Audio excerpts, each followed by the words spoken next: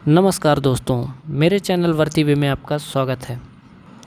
इस वीडियो में मैं घर बनाने से पहले महत्वपूर्ण जानकारी आप तक सरल भाषा में पहुंचाऊंगा। ज़मीन लेने के बाद आपने होम कंस्ट्रक्शन कराने का निर्णय लिया है,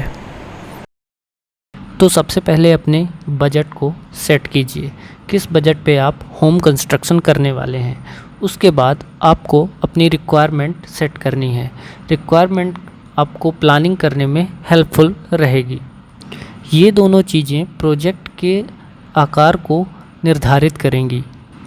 इसके लिए आप इंजीनियर्स की हेल्प ले सकते हैं। वो आपको एस्टिमेट प्रिपेयर करके देगा, जिसमें घर पे लगने वाले मुख्य मटेरियल की रेट लिस्ट होगी।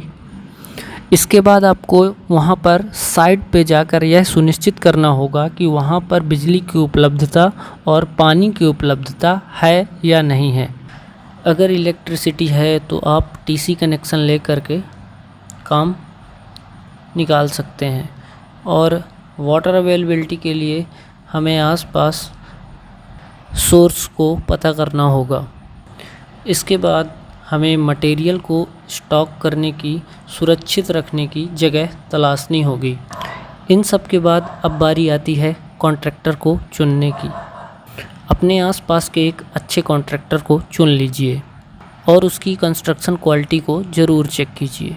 कंस्ट्रक्शन क्वालिटी में यह देखना होगा कि वह किस प्रकार के शटरिंग का इस्तेमाल करता है, उसकी टीम में स्किल्ड लेबर है या नहीं है, और उसका पिछला रिकॉर्ड कैसा रहा कि उसने कब तक में किस किस का काम कंप्लीट करके दिया।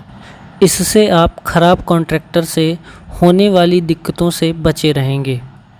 उसके साथ ही कॉन्ट्रैक्टर के रेट को डिस्कस कर लें। अब हमें एक इंजीनियर की ज़रूरत पड़ेगी। इंजीनियर हमारे घर को प्लान करके देगा। हमें उससे प्लानिंग का काम करवाना है। उस प्लान को ज़मीन पर सही तरीके से लेआउट भी करवाना है। और यदि आप अपने घर के सामने की सुंदरता बढ़ाना चाहते हैं तो उससे एलिवेशन बनवा लीजिए। ये काम प्लानिंग, लेआउट और एलिवेशन वो लगभग 3 से 4 रुपए के रेट में कर देते हैं। हो सके तो अपने घर का 3D मॉडल भी बनवा लें, जिससे आपको घर में लगने वाले ज़्यादा से ज़्यादा चीज़ों की डिटेल मिल सके, जैसे विंडो, डोर, वेंटिलेशन और भी महत्वपूर्ण चीज़ें। प्रयास करें कि इंजीनियर से आप ज़्यादा से ज़्यादा टेक्निकल नॉलेज को डिस्कस कर सकें और इम्प्लीमेंट कराने के तरीक़ों को जान सकें। अब बारी आती है मटेरियल को ख़रीदने की। इसके लिए आपको मटेरियल की क्वालिटी को पहचानना सीखना होगा। बाज़ार में अलग अलग दाम पर अलग अलग क्वालिटी के मटेरियल उपलब्ध हैं। घर में लगने वाले मुख्य मटेरियल में सीमेंट, सैंड, एग्रीगेट और स्टील बार आता है।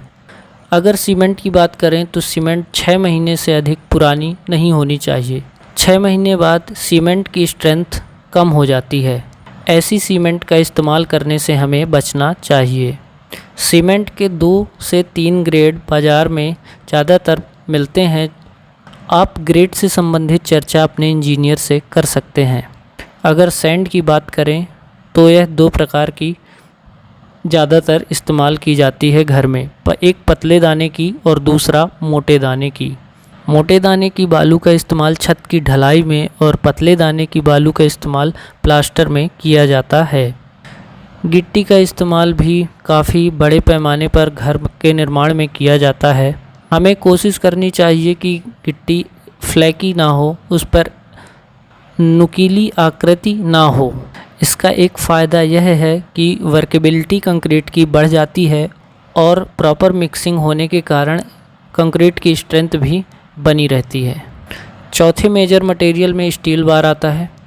स्टील बार के ग्रेड की चर्चा भी आप इंजीनियर से ज़रूर कीजिए।